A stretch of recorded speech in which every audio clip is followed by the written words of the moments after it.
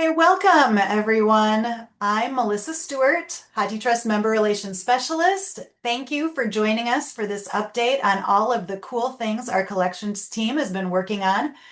Before we get started, I want to remind you of Zoom webinar features.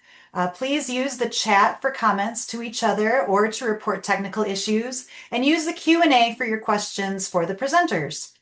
I will be asking these questions out loud at the end of the presentation, so they are captured on the recording.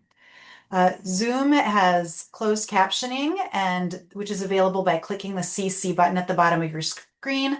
The recording will be shared with attendees as well as posted to our YouTube channel. And now I'm going to turn it over to Heather Welton, HathiTrust Collection Strategist, to get us started. Great, thanks, Melissa. Thank you all for joining us today. HathiTrust Collection team has been hard at work developing and implementing the new HathiTrust Collection Strategy, and we are excited to have you here to learn more. Next slide, please, Melissa. Our agenda today is going to focus on the activities the collection team is doing to help achieve our new collection strategy. We're going to build to these activities by introducing the collection to everyone, introducing the strategy, and then we're going to hear from each member of the team about the work they are focusing on. If you could go back to the agenda, Melissa. Before we get started, thank you. I did want to mention that we will be using images from our digital collection on our slides, and these are often not related to what we're talking about, but we did want to provide you with fun imagery as we talk today, and you can see one right now on the screen. These are the types of things we're talking about. Next slide, please. It looks like people are having some echoey. I don't know. We'll see if that pans out for everyone. Our collection team consists of 4 of us who work closely on achieving our collection strategy. And our extremely outdated pictures are on the screen. And throughout today's talk, you'll get to hear from all of us. Although I just got my hair cut, so my picture actually is the most accurate. So I think I officially win now. So I want to introduce Graham Detmers, who is responsible for metadata at HathiTrust. Natalie Fulkerson is our collection services and digital preservation specialist. And Christina Hall handles rights and access. And along with us and all of our HathiTrust colleagues, many of the things we're going to discuss today are possible. So while it's only us talking, we have all of our colleagues to also thank. Next slide, please. So along with HathiTrust staff who work hard to preserve and curate the collection, we also have over 70 members who contribute content. This slide has only the first half of our contributors, and you can see they represent our global membership. Whether they deposit several hundred or several million titles, our members contribute the digitized content that enables every single service HathiTrust provides, preserving human knowledge and building the largest set of digitized books managed by the academic and research library community. Next slide. And here's the other half of those. And while our contributors are critical to building our collection and a lot of the things we're talking about today, I really want to emphasize that all members contribute to preserving and maintaining our collection. So we thank you all. Next slide. And before we really move into the new strategy and ways that we're implementing and activating it, we wanted to take a minute to introduce everyone to a high-level overview of our collection. Next slide.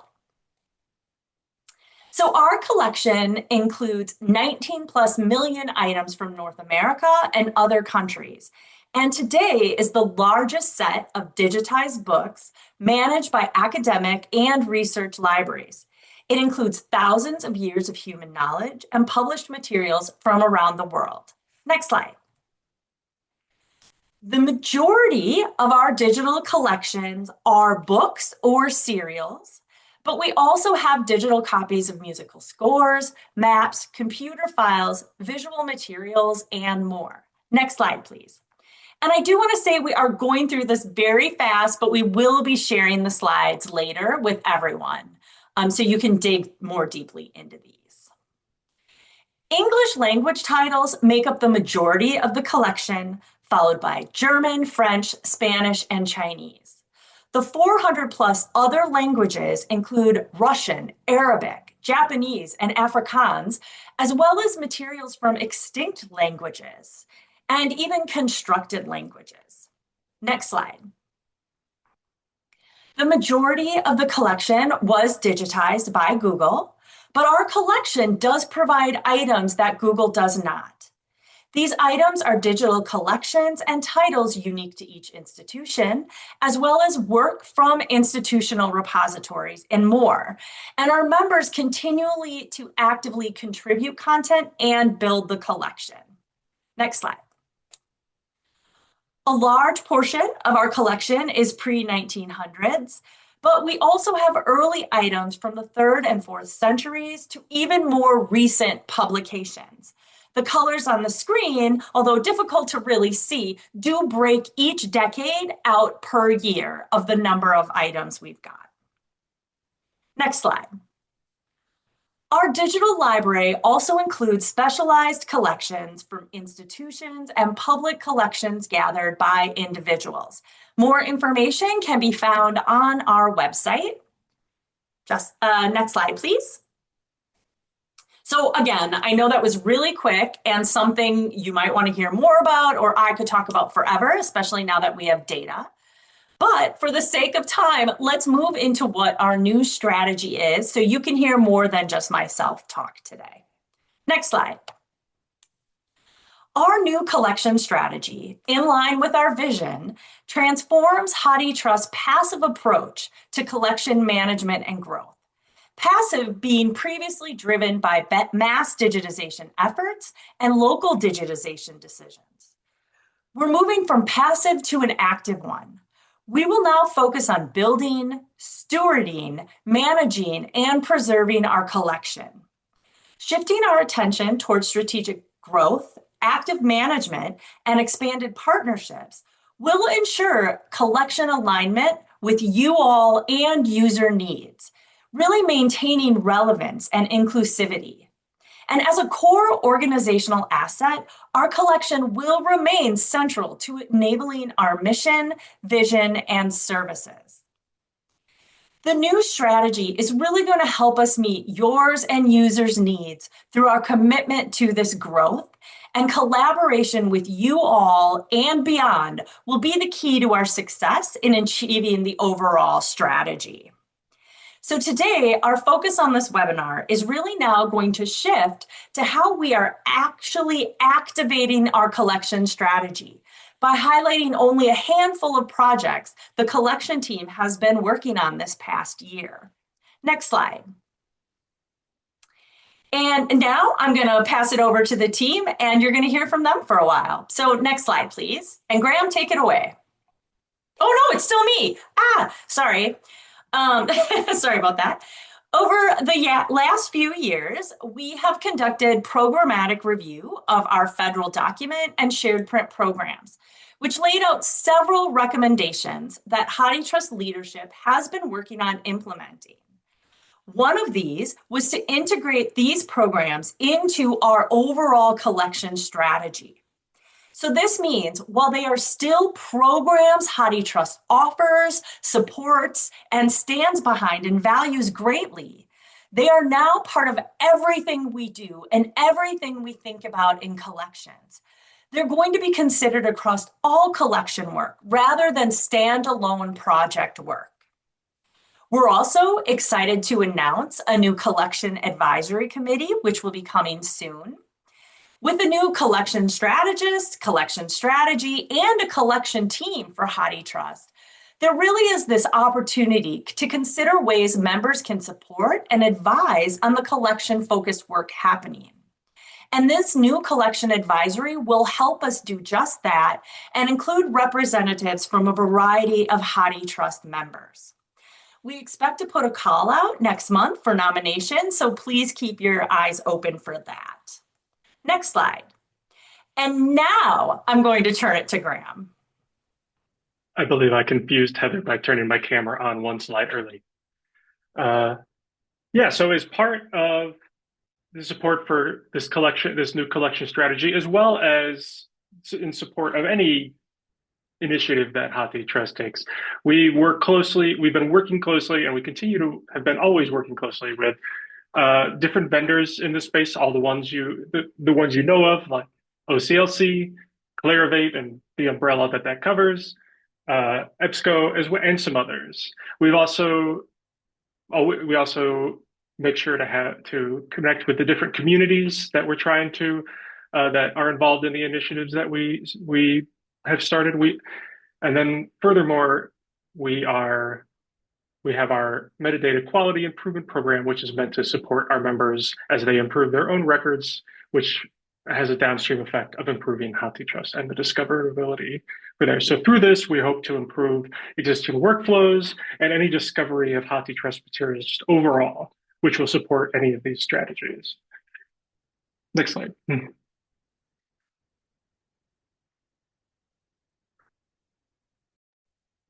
Okay, this part is mine. Hi, everybody. I'm Natalie Fulkerson, and I'm going to provide a few updates on the work that we're doing to support members in contributing content to the collection. So this year, several HathiTrust members are beginning the process of scanning their library collections through Google. That work began earlier this year. It's ramping up this summer, and we'll have several other members that we know about, maybe some others that we don't know about yet, picking up this work with Google as well later in the fall. So we have now an opportunity to bring a really sizable, kind of nice additional chunk of material into the collection. We're working with these libraries as a cohort for the first time for onboarding and setup and information and all of that kind of stuff that we need to do with them to set up workflows to bring that content into HathiTrust for preservation. So look for more information about that over the course of the year as we start to see some of that material flowing into the repository and then into the collection for access. We also dedicated some developer time this year to making improvements to our internal ingest workflows. If you're a local contributor, meaning that you send your materials to us directly, not through a process like the one Google uses, you may have seen that the ingests have been going through a little more slowly than usual. That's because we diverted our developers' attention a little bit to making some broader improvements that we needed to do with system maintenance and that kind of thing. All of that work is basically now complete for that cycle. And the good news is that as a result of some of those improvements, the processing itself should be a little easier for the team, meaning it'll be a little faster for you. And you should see some improvements in turnaround times. And also we hope in our ability to process files the first time and not have to do some of the back and forth that we sometimes do have to do with our contributors. We also have improved guidance in the works for our local ingest contributors. So stay tuned for that later this fall. And we recently updated our guidelines, and we will now accept image files, that is the scanned image files, that have been scanned from microformats like microfilm or microfiche. So if you have materials that have been digitized from those formats that you want to deposit, you can let us know by reaching out to our support email address, which is support@HathiTrust.org. Next slide, please. And now on to some updates also from me about print holdings. As a reminder, we need accurate information about members' print holdings in order to do things like calculate annual fees, support services like the Emergency Temporary Access Service, and inform collection analysis and management activities. Holdings data should be no more than 2 years old. So if you submitted holdings previously only in 2024 or before, it's time to start thinking about getting your next submission ready. And to do that, we have some new things coming that will provide additional support for you. Some good news for members who export these files from Alma. We've worked with Ex Libris on a set of instructions for generating print holdings files out of Alma. Those instructions are available on the Ex Libris tech blog, and we'll put that link into the chat. Just one quick note that the format that you get out of that process is XML, and we are able to accept that XML output, as well as for members who are not on Alma, continuing to accept the TSV or tab separated text files that we have always accepted as part of our process. So if you're not exporting from Alma, we are also ready to start testing a new tool in the coming weeks that will let members validate that TSV output prior to submitting it to us. So this should also help reduce some of the back and forth that we sometimes do with members when your file doesn't quite match our specification. Using this tool will give you some information about ways that you might need to modify or update your files so that we can ingest them more smoothly. And we will be coming up with more information about that tool within the next few weeks, I would say. And I think that's it for me. So now over to Christina. Thank you. I'm going to talk a little bit about what we're doing to support collection strategy for rights and access. In addition to copyright review, which is ongoing, I wanted to take a little time to remind the membership of our licensing service. Licensing is a HathiTrust service that complements our copyright review program, and it helps us open access to items that still have copyright. Rights holders will reach out to us when they are ready to license their work with a Creative Commons license. Sometimes they find us through being referred by our members, librarians at our membership, which is why it's important for you to know and remember this service, so that if you hear of an opportunity, you can refer someone to us for licensing. A rights holder does not need to be a member of HathiTrust. They can license any work that they have produced and for which they hold the copyrights. Recent licensing activity has been things such as the California Dental Association opened their full backlist of their journal. Illinois Department of Transportation, they needed an older study that they no longer had a copy of, and they were able to license it with us and open it up. And Duke University Press opened up a lot of their backlist titles. So several U.S. states have licensed a lot of their government document publications to open them. Illinois and California have done many, many hundreds of their titles. One of the things I'm focusing on now is to see if any members have knowledge of arrangements with U.S. state agencies whereby they can open and show digitized government documents from states. So if you have learned of any of these and contact us, I will be following up. Definitely, we rely on the membership to know about our licensing service and to refer people to us. And it could just be for one document that you hear someone needs, something that they need a copy of that they no longer have that publication. Or it could be a cost-effective way if they're seeking to digitize their back catalog and make it open. We have had a couple cases where they've contacted us and found out that we had a lot of the stuff scanned already, and by simply assigning a license, they were able to get it open easily in HathiTrust. That's all for me, Melissa. You can go ahead and advance it. Great, and it's me again. And I forgot to say this earlier, so please, we are leaving ample time for questions because we want to hear from all of you on your questions, especially as we have the new strategy, we have the new team focused on this. So please use the Q&A to ask the questions, and we will be sure to get to those at the end. But now we're going to shift gears a little bit to talk about some other projects we're doing to help us meet our collection strategy in sort of different ways. So next slide, please, Melissa. And the first The first one is HathiTrust really encourages all of our members to contribute their content for long-term preservation and access, and to make their unique collections available to a broader audience. But HathiTrust is often asked what type of material we want members to contribute. So we have created sort of this nice little cheat sheet that Melissa has shared. And just to stress, HathiTrust accepts digitized books and book-like materials, as you heard from Natalie, including microformats, that meet our requirements for deposit. And in general, we suggest members send us content that they have prioritized based on their local needs or through other digitization efforts. Still, we know it helps members to have more considerations when deciding on content to contribute. And so we really do hope that the information in this document will help you start to prioritize content for digitization and submission into HathiTrust.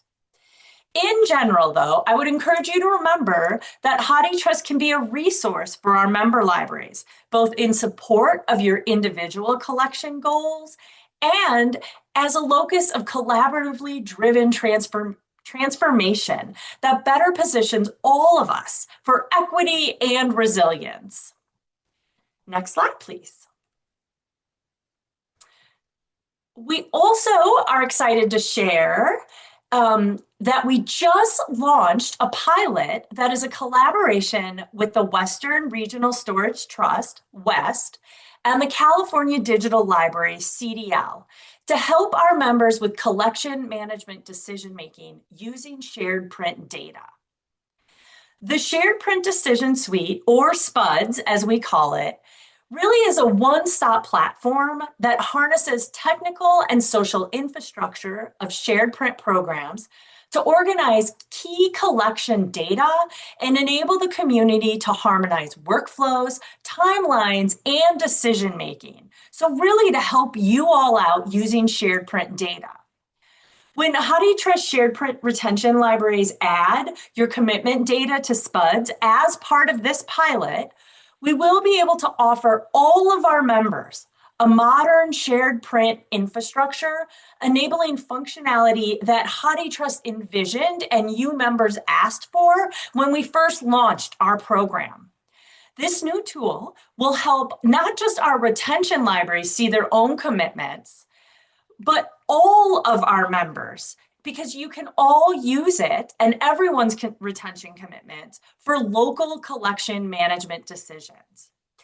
We have been keeping our retention libraries up to date on this through our website, through our listservs. If you are not on one of our shared print listservs, please contact us at support and we can add you. Right now, though, with the pilot, we are focusing on early adopters and hopefully soon, in a couple months, be able to open it up for all shared print libraries to submit their data as part of the pilot. And then the last phase of the pilot will be opening up SPUDS for all of our members to access and use. Next slide, please. And last, but certainly not least, we recently created a new internal collection dashboard to help us really begin to understand what is in our collection. In fact, earlier, the collection data we highlighted was brought to you all by this dashboard. This dashboard is current, it's live, it's certainly not everything, but we're now able to provide more detailed information to our members in real time than we have before. And on the screen now really is just a small snapshot of the type of information we have access to. And again, data we did not have before we worked on this internally. And while this dashboard is still being finalized and not available to the public yet, it really has provided the collection team and others with insights into potential areas of growth and development for our collection.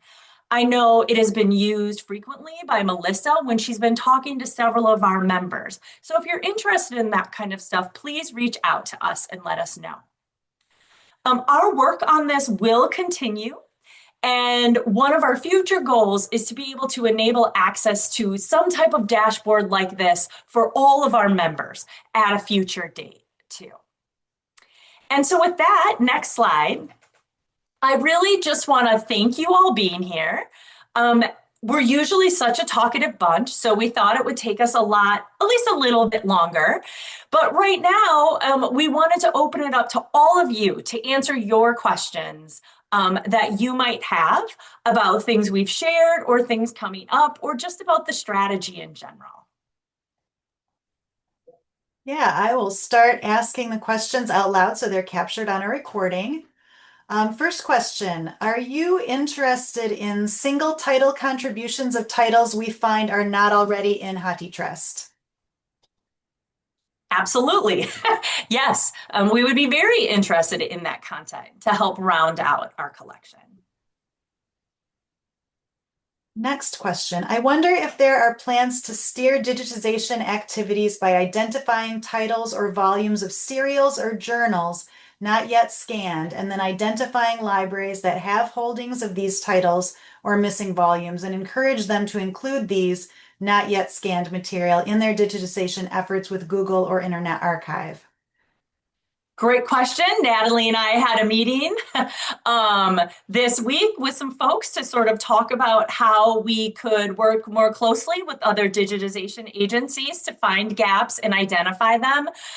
Creating this dashboard is the first step in HathiTrust to really even being able to understand the types of gaps we have in our collection. I will also mention, thanks to Marie Kincanon's great idea that she shared in the University of California's newsletter, we will sometime this year be launching a way for you all to recommend content to us if you see a gap. So keep your eyes peeled for that. But yeah, this is exactly the type of things we're working for or towards. Do you accept content digitized from microfilm? Yes. I think a follow-up question that we had in the chat was somebody was asking if that includes born digital materials. Short answer, no. It does not. We are not yet in a position to accept born digital materials from any source. Slightly longer answer, we've been thinking about use cases and formats and may have some work that we do internally to explore that. But at this time, no. Next question. For submitting our data to SPUDS, I love being able to say that, can HathiTrust use our overall holdings update data and then feed it into SPUDS, or would that need to be submitted separately? SPUDS is an entirely different system and has different data requirements than data HathiTrust maintains or holds on your behalf, including data from your old shared print commitments. So instructions will be provided on how to provide this information to SPUDS. We also had a webinar recently on preparing your HathiTrust data. So as part of the pilot, per our MOU, we are asking all of our shared print retention libraries to submit their data. We don't have the full timeline of that yet. We know it'll take a little bit longer, but libraries will need to provide that for the most current and accurate data. A follow-up question, could our data just come from our OCLC shared print data updates? Unfortunately, not. Again, because of how SPUDS works. If you would like more details about that, I would encourage you to contact us and we can talk about how the type of data we're looking for. We are not the experts on SPUDS, although we constantly say the name because we love it. But we could put you in contact with the folks that are. I'll also say that not all of our retention libraries are OCLC users, and so we had to find a solution that worked for all different systems. Are there plans to extend the great efforts made this year by opening up material not yet covered? This year, one of the topics was beekeeping, apidology. These materials are often kept in special libraries like agricultural, music, or arts libraries. Yes. There are plans. So it depends what you mean open up, because copyright is its own thing. But we are looking forward to starting discussions again with the group and participating with the group that worked on the last special collection sort of focus to identify different ways we could help with that again. If we digitize items that are slated for deaccessioning from our collection, do you expect us to keep catalog records for those volumes in our system? By default, our cataloging department would delete records if of withdrawn volumes. We prefer that you do. And I'll ask Graham to step in if I give an incomplete answer. But the main reason is that we sometimes have patrons report to us errors or omissions in records that can cause difficulty with discovery in catalogs or in items that should be open to be closed or vice versa. And so the idea is that if we get a correction request for the catalog record, we would like to be able to come back to you as the contributor and ask you both to fix or update your source record and send us a copy of that record so that we maintain version control between the two systems, yours and ours.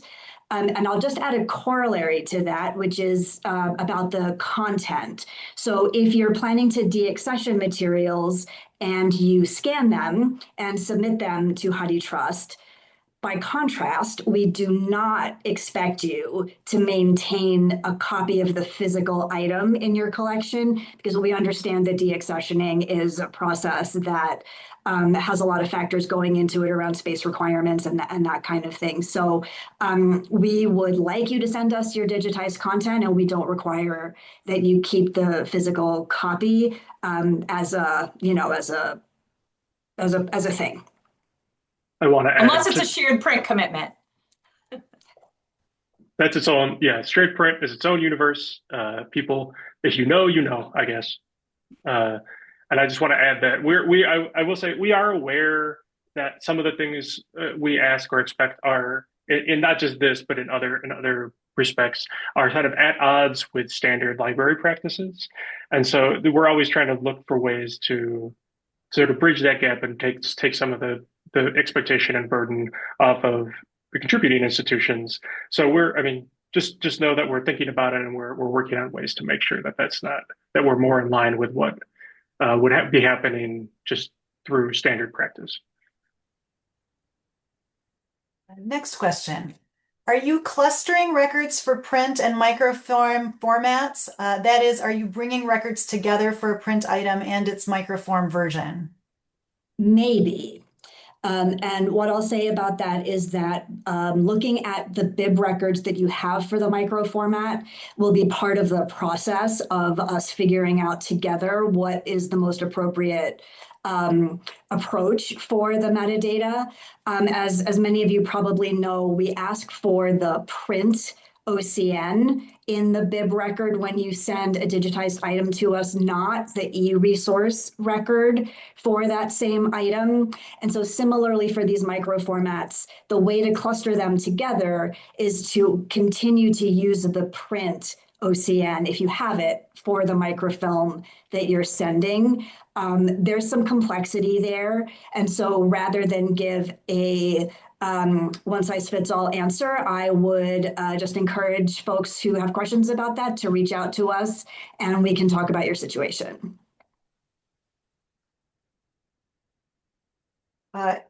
Here's it. University of Chicago started an internal program to digitize not yet scanned material themselves. Have they been in touch with you, or have you been in touch with them to ingest the items they have already scanned and are going to scan? Who's asking? Yes. Oh, well, yeah. I'll just say that yes, we recently met with University of Chicago on site during ALA and have started conversations, and Melissa's in contact with them.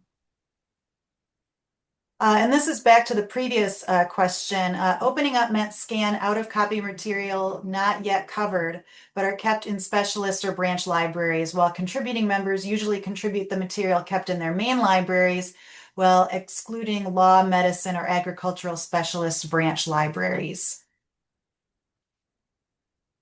So I'm not sure if I 100% Yeah. understand this, but we do have libraries that scan materials from all sorts of different collections, including special collections. And so I don't know if that addresses it exactly. But yes, a lot of libraries do send things from main branches, but there are also many that send from specialized collections. Um, and finally, this is the same person. And is there a way to check that material has been added anew, say in the past month or year? So we have a couple different data sources, nothing that is probably as easy as just getting a report of new titles, other than searching for a specific item in our catalog. But we do have different data sources that Graham could, I know, talk your ear off about that you could potentially use to compare to things you might be thinking about digitizing. But at this point, nothing that we could share with you to say these are the titles added this month. But that is something we hope our dashboard will be able to help us get. Will there, oh yes, there will be a recording of this session. We are recording right now, and we will send the link probably tomorrow to attendees, and we will also be posting this session on our YouTube channel.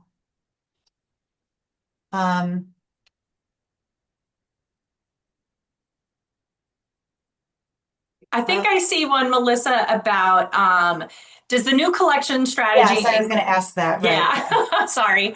Yeah. I know you were probably digging out of all of them. Yeah. But yes, it does. Our new collection strategy is including outreach to I'll let Christina talk to things she's doing again about licensees and right holders, but we're also thinking more holistically, and we're interested in talking to university presses and other different repositories to perhaps get content. We want to be really careful that we're not just duplicating everything and that we're adding real value. And that's where Natalie's suggestion or Natalie's comment regarding our focus on born digital content and things like that is one of the goals that our team has at looking at soon. Christina, are there things you want to add about how you go about seeking licensing from rights holders? Sure. Typically, the most successful interactions is when the rights holder has come to us. In the past, we have tried to do outreach. It has been, I think, most successful when there is a relationship already there. For example, I reached out to the Michigan Fisheries Library, and that was based in the University of Michigan. It was a DNR department, but they kind of already had a tie to the university. And they had a librarian who readily understood the issues. And so she was willing to work with and get a license signed. So doing outreach, not necessarily, but if I hear of relationships that our members already have, where there is someone who knows the value of copyright, who perhaps has a line to get somebody to that has authority to sign a license, that would be, I think, a worthwhile lead to follow up on. And Christina, maybe you could talk about just real quick the work you did with California's for dissertations and theses. And that was something guided by libraries. So that's something that we also do, if you wouldn't mind. Yes, that was work that it did originate with a member library. And they put forth the program to contact their alumni for opening up dissertations. And that was very successful. It was a very long-going project, though. But they did get alumni to assign Creative Commons licenses to open up their historic dissertations. We did try to do outreach around that and see if other members would like to start a similar program, and there wasn't really any take up. So these kind of things I feel like really have to come from a member or a librarian who has an interest in something, who has a connection, and who has time and ability to work on it. And we're happy to work with you If you have a lead and you want to start arranging, we have had members mediate between rights holders, and that has often been successful. Okay, next question. Will the dashboard be able to show items that came from your library historically? So we don't know because we don't have that set up yet for it. But there is a website where you can see all the titles that you have contributed. So give me 1 second while I look that up.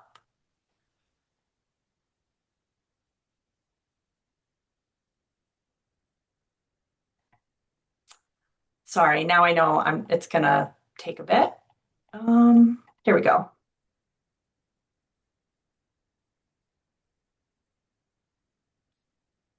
Here is the website. I will put it in there. It's if you are just listening today, though, it is on the HathiTrust website under Member Libraries Contribute Content Contributors. You can click on that link and see a list of items that you have contributed by library to HathiTrust.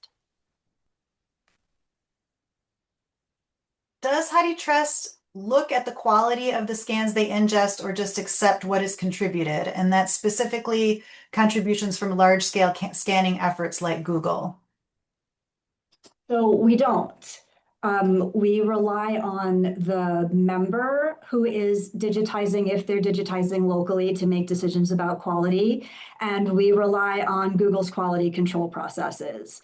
We know that historically there have been some questions about artifacts on the pages and other questions about pages image quality. And so we have a process where our user support team can respond to reports of quality issues.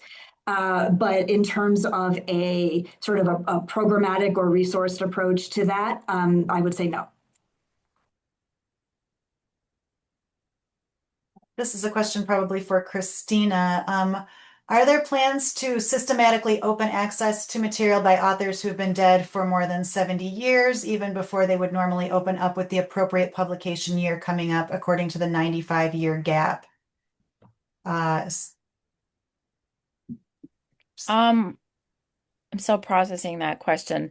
So if we're talking about life plus 70 jurisdictions, we do have an active program that is checking those rights, but that would be solely for countries which would observe life plus. That would be UK, Canada, Australia. We're focusing on the ones that are in English right now, and there is a lot to do.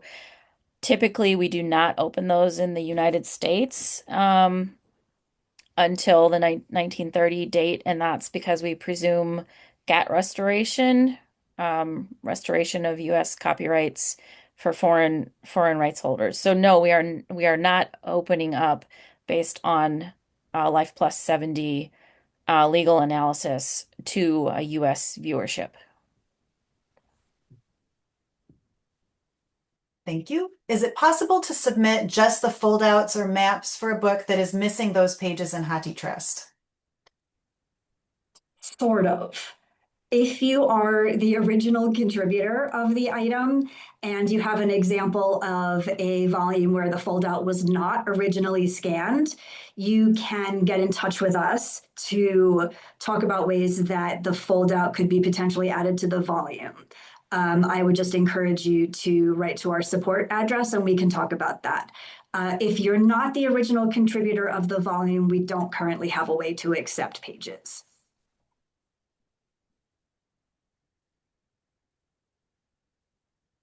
And that was the last of the questions. Oh, here's another one. Is the list of your institution's contributions exportable? The only way I was able to generate a list before is by downloading the entire HathiFiles file.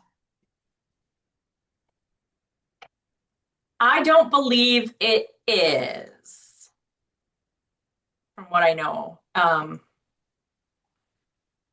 just looking. No, it looks like it is not. Are you reaching out Interesting, to? though.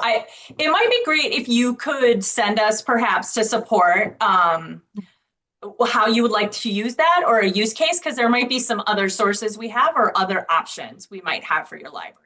Yeah, we've gotten that question before and have sometime and have been able to support that in some small respects. So yeah, reach out to us. Are you reaching out to libraries, not necessarily members, who have unique material that would be beneficial to HathiTrust members? So at this time, HathiTrust has no way to accept contributed content without a member host institution. And so we have a couple of situations like the Trail project where University of Michigan is the host of the Trail content. So without a host, we are not able to accept content. With that said, if your library works with a different organization or a special library in your area and your library would be willing to be the host organization, the owning organization, please reach out to us. But at this time, we have no other way to implement that. But it is something that we have talked about planning for. There's just a couple technical things we'd have to think about. Is there a way to check what material has been added in the last month or year? So this gets back at the last question. As of today, we don't have a list that we can just generate of items added the last month or year, but it is something that we have been very interested, even internally, that we are talking about how to be able to generate something like this.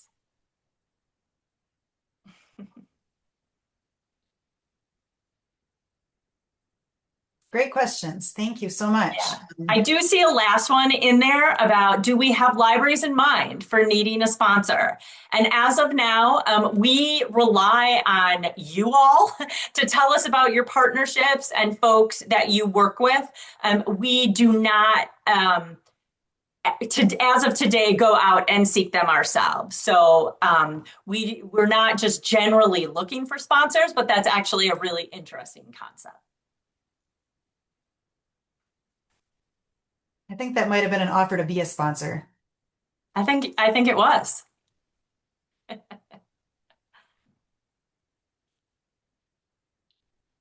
All right, we are coming almost to time. So what I'm going to do is I'm going to stop the recording. Thank you all for joining us today. After I stop the recording, though, we will stay on for a few minutes if any of you had questions that you wanted to ask that you didn't necessarily want on the recording. Thank you, everyone.